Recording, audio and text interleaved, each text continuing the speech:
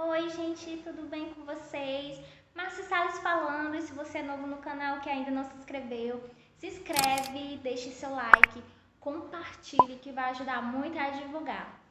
Sexta do Suspense e hoje eu vou falar um caso muito triste, porém inacreditável. Então é um dos casos bem surreais. Então vamos assistir e não esqueça, certo, que o seu like é muito importante para ajudar na divulgação.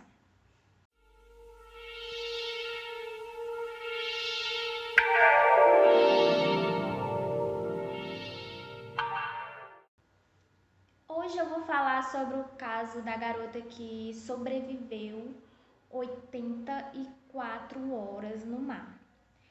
Ela é Terry Jo, ela tinha 11 anos quando passou por um pesadelo muito difícil de superar.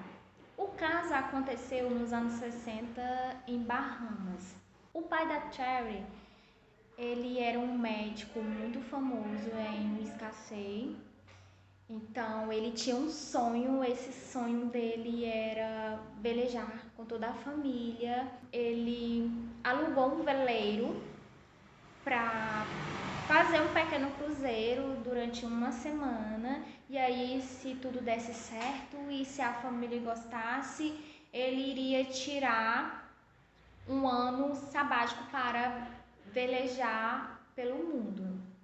Dr. Arthur, ele alugou um veleiro de 2 mastros, Luebre, para velejar com a família. Então ele embarcou com a sua esposa Jane, seus filhos Brian, de 14 anos, Randy, de 7 e Terry, de 11. A família de Terry, imaginando que ia ter muito trabalho com as crianças, resolveu convidar o homem do mar. Ele era um ex-veterano da Marinha e da Segunda Guerra Mundial, o Julian Weaver. Julian Weaver aceitou a ser o capitão. Ele tinha uma esposa, a Mary Jane, que era a 6ª esposa dele, mas que estava lá em Bahamas. Então o grupo iria se encontrar com ela lá. No dia 8 de novembro de 1961, Weber zarpou com o capitão e a família do Perron para ilhas da região. A família se divertiram bastante, foram dias de muita diversão. Eles mergulhavam, passeavam pela praia, e foi neste momento que a esposa do capitão se juntou a eles. Então os dias passaram muito rápido, era hora de retornar. Arthur foi até a Sand Point fazer a documentação da saída, quando disse ao comissário que o recebeu que aquelas tinham sido as suas melhores férias e que tinha gostado bastante, a família estava gostando muito, mas prometeu voltar no Natal. Com a documentação em ordem, então eles voltaram a bordo e jantaram. Era a última refeição para a maioria. Os adultos tomavam taça de vinho e as crianças resolveram dormir. Elas estavam muito cansadas, tiveram um dia muito agitado, então Terry estava muito cansada, juntamente com as outras crianças, e foram dormir. Estava para terminar o dia 12 de novembro. No dia seguinte, 13 de novembro, o capitão Leon estava navegando nas águas de Bahamas com destino a Porto Rico, quando um de seus oficiais avistou algo no mar. Eles se aproximaram mais perto e avistaram Julian Weaver num bote salva-vida, e para surpresa de todos, ele estava com o corpo de Randy do Perron. Julian contou aos oficiais da viagem que fizera com a sua esposa e a família do Perron. Ele disse que estavam retornando quando teve uma grande tempestade e o barco começou a afundar, ainda teve uma explosão de gás de cozinha. E aí ele não soube o que fazer, nem avisar o que estava acontecendo, e só deu tempo ele pegar o bote salva-vida, e quando caiu uma pessoa na água que ele foi salvar, que colocou no bote salva-vida, viu que a criança já estava sem vida. Eles se solidarizaram com a situação e mandaram o Julian Weaver, juntamente com o corpo de Weaver do Perron, para as autoridades da Flórida. 3 dias depois, de Julian Wesley ter sido resgatado. Foi a vez do oficial Nicolau, que estava navegando nas águas de Bahamas.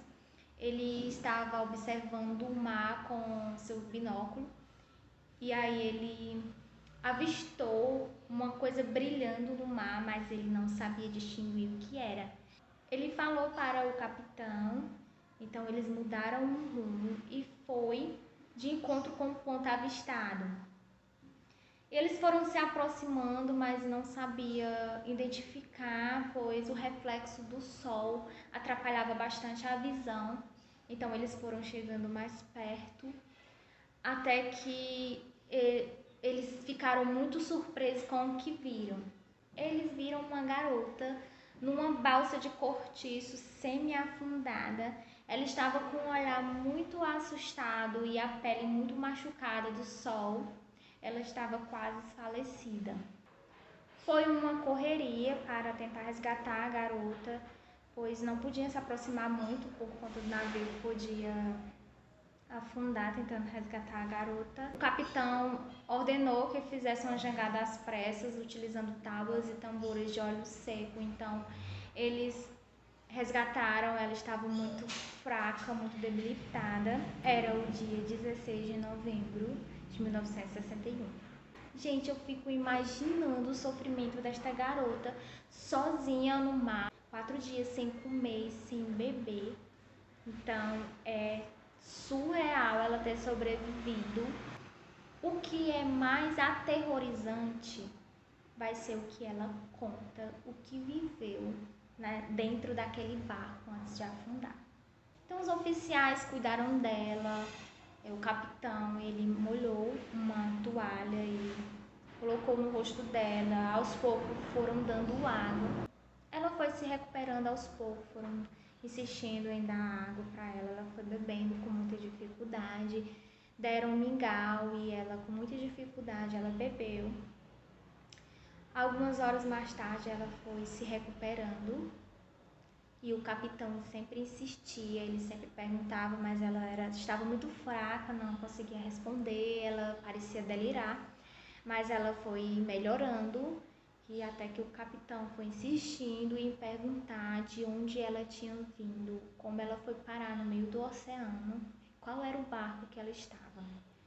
Ela fez um sinal apontando para o mar e sussurrou a palavra Wesley. Ela disse que morava no Wisconsin, na Flórida, e o seu nome era Terry Jo Jupero. A comunidade estava muito insegura com o que Julian tinha falado. A polícia, as autoridades tinham encontrado algumas contradições na fala dele. E quando ele ficou sabendo que Terry tinha sido resgatada, ele quase sem acreditar, ele se dirigiu a um motel, então ele alugou um quarto. E na manhã seguinte a arrumadeira entrou. Ela percebeu o lençol sujo de sangue, então viu que a porta do banheiro estava trancada e chamou a polícia. Quando a polícia chegou, que abriu o banheiro, se deparou com o corpo de Julian. Ele tinha tirado a própria vida, ele tinha cortado os seus pulsos. Terry Jo, depois de recuperada, ela foi contar o terror que ela passou naquele barco. Ela com muita dificuldade, ela relembrou toda a situação e ela foi contar o que tinha acontecido. Voltando para 12 de novembro de 1961, após o jantar, após Terry ter ido para o seu quarto dormir, ela conta que se levantou com um barulho muito estranho. Esse barulho era um grito do seu irmão Brian. Ele pedia por socorro, pedia para que seu pai ajudasse. Então ela subiu para ver. No momento que ela foi subindo, o som foi sumindo. E na hora que ela entrou na sala do veleiro, ela se deparou com o corpo de sua mãe e de seu irmão Brian no chão, todo ensanguentado. Terry ficou em choque, paralisada, mas ela subiu na cabine até o capitão. Quando ela abriu, o capitão estava segurando um cabo com um bote salva-vida no mar. Então ela pergunta para ele se o barco estava afundando. Ele diz que sim e entrega o cabo para Terry. Terry estava totalmente em choque. Ela disse que não lembra que ela largou o cabo e voltou para a sala do veleiro para encontrar o seu pai e a sua irmã, pois ela não imaginava que jamais encontraria os dois. Enquanto isso, ela tem uma lembrança que alguém pula no mar. Enquanto isso, o barco está entrando água e afundando, e Terry lembra que tem uma balsa de cortiço na lateral do barco, e com muita dificuldade ela vai lá tentar jogar no mar. O cabo fica enganchado ainda no barco, ele vai afundando, mas com muita dificuldade ela consegue sair, até que ela se depara com o barco totalmente afundado. Então aquilo para ela foi aterrorizante. Além dela ter perdido a família, ela disse os horrores que passou no mar. Ela disse que durante o dia o sol queimava a sua pele e à noite era muito escuro, era muito fria.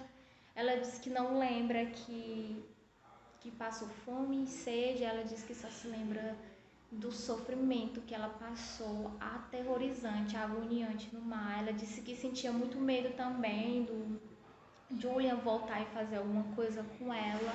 Então foram 4 dias de agonia. Gente, é muito surreal, né? É de um lado muito triste, mas de outro você saber que teve uma sobrevivente, passou 4 dias, né, no mar e ainda sobreviveu. Então, assim, é bem surreal. Diante de toda a história de Terry, a polícia foi investigar o passado de Julian e descobriu coisas absurdas. Descobriram que um iate de Julian foi afundado, um barco também, assim, bem estranho, e que ele recebeu a indenização do seguro e que provavelmente ele matou todas as suas esposas para conseguir a pólice de seguro de vida. Que acharam muito estranho também um acidente de carro, onde ele saiu ileso e a sua esposa e sua mãe morreu, e logo após ele recebeu a pólice da seguro de vida dela. A teoria da polícia é que Julian Weber ele assassinou todas as suas esposas para conseguir a pólice de seguro de vida, e essa sexta esposa que estava com ele no barco, ele aproveitou a situação, então assassinou ela para dizer que foi um acidente. Porém, a família deve ter testemunhado, então ele teve que matar todas as testemunhas. Como Terry estava dormindo, ela foi poupada. E aí, no momento em que ele entrega o cabo, né, da bote salva-vida para Terry, ela estava tão perplexa que acabou deixando cair no mar. Então, ele pulou rapidamente para alcançar o bote salva-vida e se salvar e deixar Terry para morrer. Depois de passar por esta horrenda história, Terry conseguiu retornar à sua vida, fez tratamento psiquiátrico e constituiu família em Wiscasset. Publicou um livro em 2010. Hoje em dia ela trabalha em torno da água, possui a missão de proteger corpos da água naturais pelos Estados Unidos. Ela relata que perto do mar, relaxa e sente próxima da sua família perdida. Bem, gente, este foi o caso de hoje. Fiquem à vontade para comentar o que vocês acharam deste caso. Espero que vocês tenham gostado. Dê dicas do que eu posso trazer para falar para vocês na Sexta do Suspense. Se você gostou, não esquece de dar seu like, compartilhe, que vai ajudar muito a divulgar meu canal. Eu agradeço. Se você chegou até aqui é porque você gostou. Então deixe seu sininho ativado, que todas as sexta-feira postarei um caso novo. Então, beijo.